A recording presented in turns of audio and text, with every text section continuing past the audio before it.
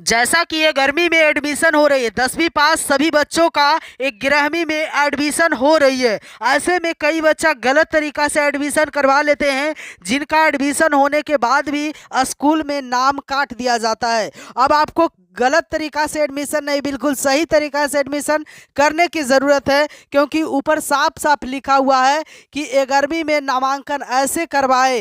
11वीं में 75% उपस्थिति अनिवार्य हो गया है। तो क्या ये आपको गलत लग रहा है? जी नहीं, बिल्कुल सही बात है। ये बिहार बोर्ड परीक्षा समिति के तरफ से ये नोटिस आया है और अभी आपको मैं बता दे रहा हूँ कि आपको 75% अटेंडेंस बनाना ही पड़ेगा, चाहे आप जैसे बनाएं। तो वीडियो में अंत तक जरूर बने रहे, आपको सारा डिटेल्स मैं बताऊंगा 11वीं में एडमिशन को लेकर के कि कैसे 11वीं में एडमिशन कराएं जो कि आपका सही एडमिशन होगा। देखिए, मैट्रिक व इंटर परीक्षा में शामिल होने के लिए 75% उपस्थिति होना अनिवार्य है। अगर आपका 75% उपस्थिति नहीं है तो मैट्रिक का परीक्षा में या इंटर का परीक्षा में आप शामिल नहीं हो सकते हैं। ये बिहार बोर्ड परीक्षा समिति की तरफ से अभी अभी आया है अपडेट्स। अभी बताया जा रहा है 9वीं से लेकर के 12वीं तक की बात ये बताया जा रहा है। तो अभी अभी फिलहाल जो है 11वीं का एडमिशन चल रहा है। ऐसे में कई बच्चे एडमिशन करा रहे हैं, लेकिन उनको पूरा डिटेल्स जानकारी नहीं है कि हमको क्या क्या करना पड़ेगा, है ना। यहाँ नीचे भी साफ साफ लिखा हुआ है, सरकारी स्कूलों में 75% उपस्थिति अनिवार्य कर दी गई है।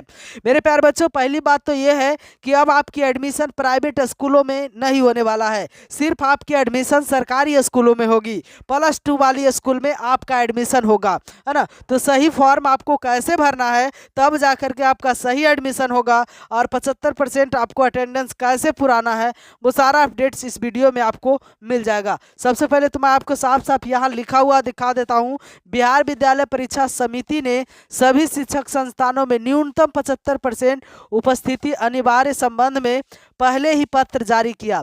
समिति ने कहा कि इंटर व मैट्रिक वार्षिक परीक्षाओं में वही परीक्षार्थी शामिल होगा जिनका 75% उपस्थिति होगा। तो जिनका भी 75% उपस्थिति नहीं रहेगा, उन बच्चों को एग्ज़ाम देने के लिए नहीं दिया जाएगा। इसलिए सभी बच्चों को ये सब जानकारी होना चाहिए, है ना। बाकी करना नहीं करना तो बाप की काम है, हमारी काम अब तक जो खबर आती है आप तक पहुँचाने का है। तो मेरे प्यारे बच्चों, अब आगे की अपडेट मैं आपको बता दे रहा हूँ।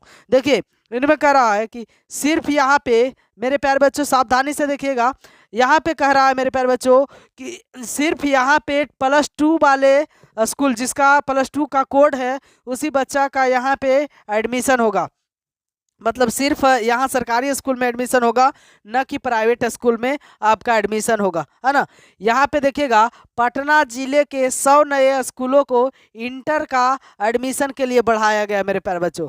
25 लाख छात्र इस बार सीट दिया गया है, 25 लाख छात्र का, है ना। 2 से 2.5 लाख छात्र को फिर से बढ़ा दिया गया है। आगे का अपडेट्स जानेंगे हम लोग मेरे प्यारे बच्चों, ध्यान से देखिए। आगे का अपडेट्स कर रहा है कि यहाँ पे देखिएगा 11 अप्रैल 2024 से 10 अप्रैल 11 अप्रैल से लेकर के 25 अप्रैल तक आपका एडमिशन चलेगा। यहाँ ध्यान से देखिएगा। अब यहाँ फर्स्ट राउंड, सेकेंड राउंड और यहाँ पे थर्ड राउंड, 3 राउंड में आपका एडमिशन चलेगा। आपको अगर फर्स्ट राउंड में करिएगा तो सबसे पहला ये बात ध्यान रखिएगा मेरे प्यारे बच्चों, जो नज़दीक आपका स्कूल रहेगा वही स्कूल का नाम आप चूज करिएगा, क्योंकि ज़्यादा दूर का अगर स्कूल होगा तो आपसे 75% की अटेंडेंस पूरी नहीं हो पाएगी, वैसे में आपका गड़बड़ हो जाएगा। नज़दीक का एडमिशन करवाइएगा, नज़दीक में, तो आप अटेंडेंस वहाँ पूरा कर लीजिएगा। तो फर्स्ट राउंड में अगर आपका नज़दीक वाला नहीं आया तो सेकंड राउंड में एडमिशन करवाइए, सेकंड राउंड में नहीं आया तो थर्ड राउंड में एडमिशन करवाइए। तो तीनों में से किसी में से एक न एक में से आपका नज़दीकी का स्कूल दे दिया जाएगा। ऐसे बिहार विद्यालय परीक्षा समिति की तरफ से कहा जा रहा है कि सभी बच्चों का एडमिशन नज़दीकी वाली स्कूल में होगा।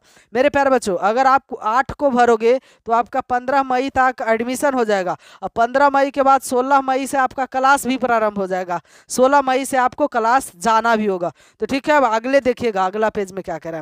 यहाँ पर ध्यान से देखिएगा, यहाँ पर ध्यान देने की ज़रूरत है मेरे प्यारे बच्चों कि 11 से लेकर के 25 अप्रैल तक आपका इंटरमीडिएट का नामांकन होगा।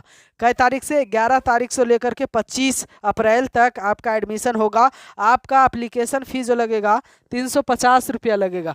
फर्स्ट टाइम रजिस्ट्रेशन आप करवाइएगा तो आपको साइबर कैफ़े में 350 रुपया लगेगा, है ना, ये लगेगा। उसके बाद मेरे प्यारे बच्चों, जब आप स्कूल जाइएगा तो एडमिशन चार्ज स्कूल में अलग लगेगा, 350 रुपया ये फॉर्म फी लगेगा सिर्फ। रजिस्ट्रेशन करने का। ठीक है, आगे का बात मैं बताता हूँ। यहाँ पर देखिएगा आपको क्या क्या दस्तावेज लगेगा 11वीं में एडमिशन कराने के लिए। सबसे पहले तो इंटरमीडिएट एडमिशन फॉर्म लगेगा, 10वां का मार्कशीट लगेगा, आधार कार्ड लगेगा, उसके बाद यहाँ पे आपको पासपोर्ट साइज फोटोग्राफी लगेगा, जाति लगेगा, स्कूल लिविंग सर्टिफिकेट लगेगा, SLC, एक्टिव मोबाइल नंबर लगेगा, एक्टिव ईमेल आईडी लगेगा। इतना दस्तावेज आपको ले जाना होगा स्कूल में, तब जाकर के 11th के स्कूल में आपका एडमिशन हो जाएगा। एडमिशन कराने में कोई दिक्कत नहीं होगा मेरे प्यारे बच्चों, अगर इतना दस्तावेज आपका क्लियर रहेगा तो ठीक है मेरे प्यारे बच्चों। अब अगला अपडेट्स पर लेकर के चलता हूँ, आपको आगे की बात मैं बताता हूँ।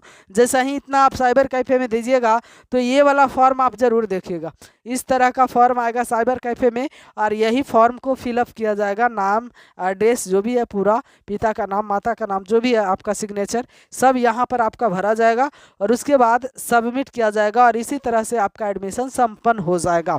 तो नए तरीका से बिल्कुल एडमिशन हो रहा है। आपको 75% अटेंडेंस, मैं फिर से कह रहा हूँ कि आपको 75% अटेंडेंस पुराना ही पड़ेगा, है ना। अगर आप 75% अटेंडेंस नहीं पुराते हो तो आपको स्कूल से निष्कासित कर दिया जाएगा और परीक्षा में शामिल नहीं होने दिया जाएगा। तो thanks for watching this video, धन्यवाद। फिर मिलेगा अगले वीडियो में, जब तक ले जाए।